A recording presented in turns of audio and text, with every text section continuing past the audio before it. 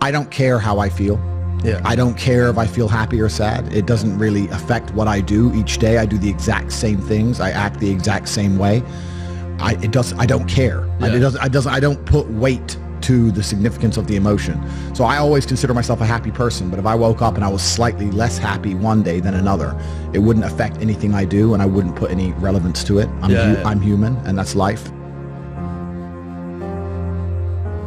But truthfully, it doesn't matter if it's getting a girl or it's making money or it's getting status. It doesn't matter what it is. As a man, we live in hyper-competitive environments. I don't think enough men understand how competitive the world is.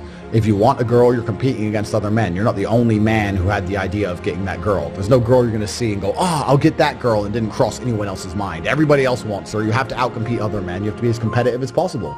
You have to be as successful as possible in all realms. You have to be as good-looking, as funny, as smart, as spontaneous, as interesting, as charismatic, as rich as possible. You need to try very hard to be your absolute best. And as you become a better man, you'll crack through different tiers of attractiveness, and eventually you get to the top and you'll be able to have any girl you want. But the truth is, I have a lot of guys ask me, similar to your question, a guy will come to me and go, how do I get a girl? I'm like, bro, you're a loser. Yeah, but I know, but how do I get a girl? Well, you're a fucking loser. You're a loser. Why are you asking me? It's like saying, how do I win a race with a push bike? You're racing Ferraris. What do you want me to do? Yeah. There's only so much you can do. There's only so hard you can pedal. There's only so many tricks and tips. There's only so many game things you can say, so many pickup lines. If you're a loser, it's going to be very, very difficult, and it's going to get harder and harder. The game is rigged to become harder and harder for men. It's not getting easier. It's going the other way. And if you're going to be on a racetrack and there's going to be Ferraris there, and you're going to be on a pedal bike or in a Nissan, you're going to get smoked.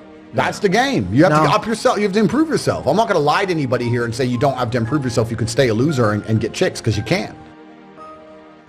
I don't understand how many humans function in the world today. I don't get people who don't think like me. I don't understand it. I'm like, well, then how have you survived this long? Life is hard. Life is difficult.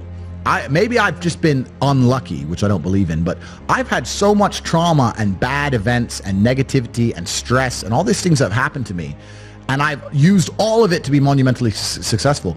If I wasn't that way inclined, with the workload that God put on my shoulders, I'd just be in a ditch somewhere. I would have killed myself by now. Like, I don't understand how people are functioning. If you're not thinking like me and you're going through life with any other mindset, you've been extremely fortunate that God smiled on you and allowed you to sit around most of the time doing jack shit, and you have yet to be punished for that. I could never have lived that life. If I was a bit lazy or a bit, or I was a bit of a snake, or if I lied to people, I'd be dead by now. Like, so a lot of these people are just absolutely and utterly blessed by God that they managed to go through life with such a non-competitive mindset, and they still breathing. Like, I don't understand how people can think any other way. I've spoken to dudes and like, I had a bad couple months. Why? Oh, my girl left me. You've wasted months? You've wasted months over some...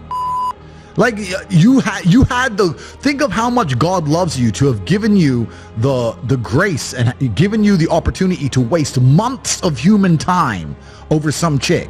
Like, talk about blessed head to toe. If I waste months, empires are going to collapse. I'm going to end up in a cell or dead if I waste months. I have things to do every single day. I can't waste a second. Like, these people are just absolutely infinitely blessed, and their mindset is a product of that, because they're spoiled children. Absolutely spoiled children. If you're going through life with any other mindset besides a hyper-competitive one, where you are capable of competing with some of the most dangerous men on the planet in all their forms, me and my network, and also my competitors. If you don't have that mindset, then you have to understand that you are spoiled. You're spoiled by your reality, because there's a whole bunch of people out here daily who fail. There are men out here who fail daily, and they have yet to feel the true consequence for it. They fail to go to the gym when they know they should have gone to the gym. They fail because they forgot their keys and it took them 10 minutes to find them. They fail because they replied to a question they got sent on WhatsApp the wrong way. They fail because they didn't smile when they were supposed to. They didn't say please and thank you to that person who helped them. They fail because they didn't say hi to that girl who's looking at them out the corner of their eye. They just fail perpetually. They go through life missing every opportunity and just failing. And somehow we've built a society which is so soft, and God is so giving and so graceful, that they still have a place to eat and somewhere to sleep, and they're still surviving. That shows how nice God is, because before this society, truthfully, if you were that level of failure, you would be dead. Survival of the fittest. It's survival of the fittest, and none of these men out here are fit. No. Their mindset isn't fit. Their reality isn't fit. They're failures. They're failures, and they're just failing every single day. And they go, oh, but tomorrow I'll go to the gym. You've been failing your whole life. That's all you've done is fail. And then you sit and wonder why people like me absolutely and utterly outcompete you. It is so easy to become a top tier male in the world today because the competition is so ridiculously low. There are 2% killers like me, and everybody else is amateur. Head to toe amateur. They can't even pay attention to anything. They can't try anything. They're amateurs. And it's really mind-blowing to me because I've tried with all of my computational power to imagine having a mindset different to mine. And I just can't see a reality worth having. I can't see a reality worth living. I can't see how you're going to build a life worth experiencing if you have any other mindset. I can't see it. Yeah. I've never met somebody with a fantastic life who did not completely and utterly believe in themselves. I've never seen somebody massively succeed and they didn't believe in themselves, ever. I've never seen somebody who just allows life to happen to them and become blown off course by some sadness, end up doing massively monumental and important things. I've never seen it. It's never happened. It does, and it's never going to happen. If I'm unhappy with something and I'm uncomfortable with something, I fix it. Yeah. That's endless motivation, which I don't truly believe in as a concept, but that's endless fuel for the fire. Right. If I was unhappy with something about myself, regardless of what it was, I would be able to take all of that discomfort and turn it into endless energy to get the problem fixed. Yeah, exactly. But these people seem to It's okay to be unhappy. Yeah, well, these people seem to sit and say, I'm really unhappy with X, but then stay doing X. So I don't believe they're truly actually unhappy. What you'll notice if you live life long enough is that somebody will sit and say to you, I'm unhappy being a loser. You say, why are you a loser? I just sit at home and play video games 7 days a week. And you're like, okay. And maybe 3 days of the week they're unhappy doing that. Yeah. And that's the time they email you and that's the time they want to make a change. But 4 days of the week, they don't really, it doesn't really bother them. Yeah. It doesn't really bother them. Because if it bothered them 7 days a week, guess what? They would fix it. Correct. Yeah. So I have very little sympathy for people. And that's not because I'm not a nice person, but it's because I've been so hard on myself and I've been through so many things that were difficult, and I've been through so much pain and trauma myself, some of it self-inflicted, some of it given to me by God to make me a better person.